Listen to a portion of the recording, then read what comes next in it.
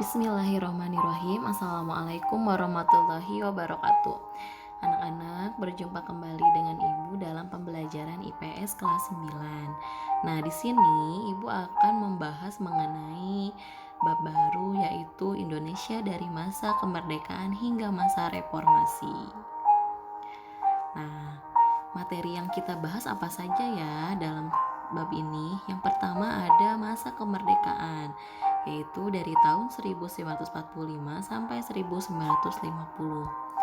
Lalu yang kedua ada masa demokrasi terpimpin dari tahun 1959 sampai 1965. Dan yang ketiga ada masa demokrasi parlementer dari tahun 1950 sampai 1959.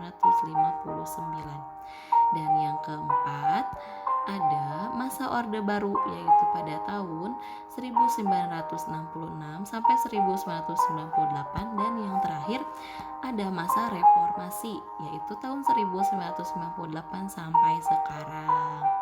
Nanti akan kita bahas satu persatu ya. Nah, selanjutnya nih, yang akan kita bahas yang pertama yaitu mengenai masa kemerdekaan pada tahun sekitar 1945 sampai 1950. Yang menjadi pertanyaan, bagaimana ya proses masa kemerdekaan itu? Nah, di sini ada persiapan proklamasi kemerdekaan Indonesia. Nah, apa saja nih yang menjadi persiapannya? Yang pertama ada BPUPKI, lalu yang kedua ada PPKI, dan yang ketiga ada peristiwa Rengas Dengklok, dan yang terakhir ada perumusan proklamasi. Nah, di sini kita akan bahas satu persatu. Nah, di sini ada pembentukan Badan Penyelidik Usaha Persiapan Kemerdekaan Indonesia atau yang disingkat dengan BPUPKI. Nah, BPUPKI berkaitan dengan janji yang telah dikemukakan oleh pihak Jepang pada 1 Maret 1945 dan diumumkan pembentukan Badan Penyelidikan Usaha-Usaha Persiapan Kemerdekaan atau BPUPKI sendiri. Nah, yang terdiri dari 63 yang diketuai oleh DR KRT Dajiman Widyoningrat. Lalu selanjutnya, secara resmi BPUPKI telah melakukan sidang yang pertama yang dilaksanakan pada tanggal 29 Mei 1 Juni 1945. Nah, dalam sidang ini mendengarkan sebuah pidato dari 3 tokoh utama pergerakan nasional Indonesia, yaitu ada Mr. Muhammad Yamin, ada Supomo, dan Insinyur Soekarno mengenai gagasan dasar tentang negara. Nah, kita lihat ya di sini ada gagasan-gagasannya. Selanjutnya, nah, di sini juga ada gagasan mengenai rumus 5 sila dasar negara Republik Indonesia yang dikemukakan oleh Insinyur Soekarno. Nah, jadi yang tadi di ketiga itu dipilihlah salah satu, yaitu gagasan yang diberikan oleh Insinyur Soekarno. Nah, pada tanggal 1 Juni 1945 dan yang sampai saat ini sebagai hari lahirnya Pancasila. Selanjutnya nih, sampai akhir masa sidang pertama, belum ditemukan kesepakatan rumusan dasar negara Republik Indonesia yang benar-benar tepat. Oleh karena itu, dibentuklah suatu panitia kecil yang beranggotakan 9 orang yang diketuai oleh Insinyur Soekarno yang dinamakan dengan Panitia 9. Lalu, di dalam pertemuan Panitia 9 itu menghasilkan rumusan yang disebut Jakarta Charter atau Piagam Jakarta yang ditandatangani pada tanggal 22 Juni 1945. Nah, selanjutnya, di sini juga dilaksanakan sidang BPUPKI yang kedua yang berlangsung pada 10 Juli 1945 hingga 17 Juli 1945. Agenda sidang BPUPKI kedua yaitu pembahasan mengenai rancangan undang-undang, bentuk negara, pernyataan kemerdekaan, wilayah negara, dan lain-lain. Dan pada tanggal 14 Juli, penilaian perancang undang-undang diketuai oleh Soekarno yang melamporkan hasil kerja panitia, yaitu yang pertama, pernyataan Indonesia Merdeka, yang kedua, pembukaan Undang-Undang Dasar, dan yang keempat, batang tubuh Undang-Undang Dasar. Nah, juga dengan demikian panitia perancang undang-undang telah selesai dilaksanakan tugasnya pada tanggal 16 Juli 1945 dan BPUPKI menerima dengan bulat naskah-naskah Undang-Undang Dasar yang dibentuk panitia perancang undang-undang. Nah, lanjut nih, dalam pembentukan Panitia Persiapan Kemerdekaan Indonesia atau PPKI.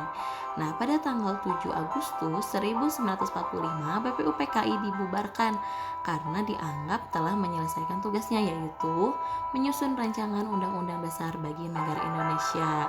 Jadi tadi setelah BPUPKI bubar, dilanjut ada Panitia Persiapan Kemerdekaan Indonesia, yaitu PPKI, yang diketuai oleh Insinyur Soekarno dan wakilnya yaitu Dr. Ernest Muhammad Hatta. Nah, di sini ya. Nah, secara simbolik PPKI dilantik oleh Jenderal Terauchi pada tanggal 9 Agustus 1945 dengan memanggil 3 tokoh nasional yaitu Insinyur Soekarno, Muhammad Hatta, dan Rajiman. Selanjutnya, nah, setelah pembentukan panitia tersebut, adanya peristiwa Rengas Dengklok. Nah, peristiwa Rengas Dengklok diawali oleh peristiwa yang menyerahkan Jepang tanpa syarat kepada pasukan sekutu pada tanggal 14 Agustus. Nah, bersama Muhammad Hatta dan Syahir dan beberapa pemuda, menemui Soekarno di rumahnya. Syahir mengusulkan bahwa Soekarno agar secepatnya mempromosikan kemerdekaan tanpa melalui PPKI, karena sekutu akan menganggap kemerdekaan Indonesia sebagai suatu kemerdekaan hasil dari pemberian Jepang. Tetapi usulan tersebut tidak disetujui oleh Soekarno.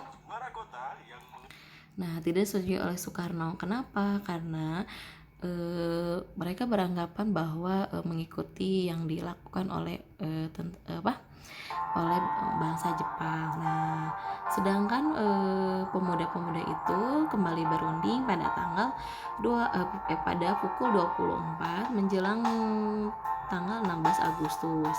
Nah, akhirnya pada tanggal 16 Agustus 1945, Soekarno-Hatta dibawa para pemuda ke Rengas Dengklok, Karawang, Jawa Barat. Nah, maksud tujuan dari utama peristiwa Rengas Dengklok itu apa? Yang pertama yaitu mendesak Insinyur Soekarno dan Dr. Muhammad Hatta agar segera mengumumkan saat tidak ada kekuasaan di Indonesia tentang proklamasi tersebut. Lalu yang kedua, menjauhkan dari pengaruh Jepang. Jadi Soekarno-Hatta bersikeras untuk menunggu proklamasi kemerdekaan sesuai janji, tetapi mengetahui pada saat itu Jepang sudah tidak lagi berkuasa di Indonesia. Dan yang ketiga, mewujudkan proklamasi segera. Jadi proklamasi segera mungkin dengan tujuan banyak tokoh Indonesia saat mendengar kekalahan Jepang dianggap waktu itu tidak sesuai. Selanjutnya nih, ada perumusan teks proklamasi kemerdekaan Indonesia.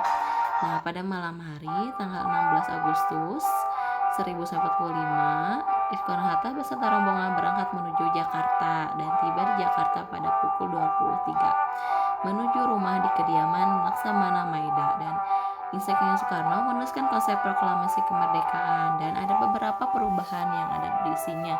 Yang pertama, ada kata tempo diganti dengan tempo. Yang kedua, ada kata wakil-wakil bangsa Indonesia dan diganti menjadi atas nama bangsa Indonesia. Dan yang ketiga, menuliskan tanggal dan tertera Jakarta 17/8/05 menjadi Jakarta hari 17 bulan 8 tahun 05. Begitu. Nah, sekarang langsung ke pelaksanaan proklamasi kemerdekaan 17 Agustus 1945. Nah, ini adalah merupakan momentum paling penting bagi bangsa Indonesia karena sejak itu diadakannya persiapan upacara pembacaan proklamasi di halaman rumah Soekarno, dan tepat pukul 10 upacara proklamasi kemerdekaan Indonesia dimulai setelah pidato pembacaan proklamasi selesai. Itu anak-anak. Nah, ini isi proklamasinya, itu pelaksanaan bendera, pengibaran bendera, dan juga rakyat bersukacita untuk menyambut kemerdekaan Indonesia. Begitu ya. Selesai anak-anak, itu penjelasan mengenai masa kemerdekaan untuk pelaksanaan proklamasi. Nah, untuk tugas latihannya, kalian jawab pertanyaan Ibu.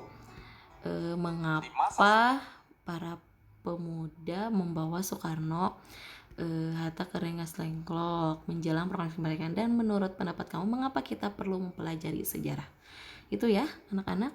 Terima kasih, tetap semangat, jaga kesehatan, jangan lupa dikerjakan tugas-tugasnya.